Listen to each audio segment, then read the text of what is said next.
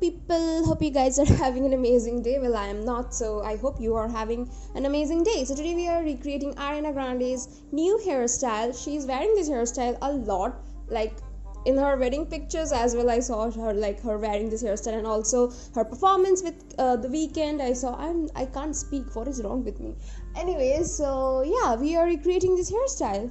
Let's talk about the texture of the hair. It's pretty much greasy. This is my third day. Nasty hair, and I straightened it out like on the second day, so it's pretty much straight as well.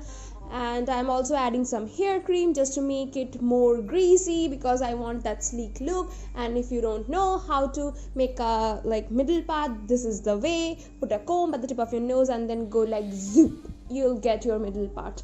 I promise. I don't have hairspray, I'm broke, so I only use hair cream. Yay! So this is basically a half updo. So you have to take all the front section of your hair and bring it at the back and then tie a very sleek ponytail, but you can't take all of your hair.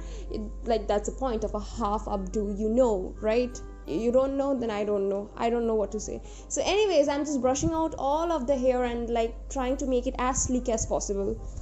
The problem with this hairstyle is that Ariana Grande is wearing medium extensions, medium hair extensions, and my hair has no layers right now and it's pretty much long, so it does not look as good as looks good on her. But have you seen Ariana Grande's wedding pictures?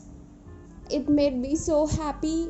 I might have cried a bit, but yeah, it made me so happy, and I am so happy that she was wearing her iconic ponytail. I'm so happy.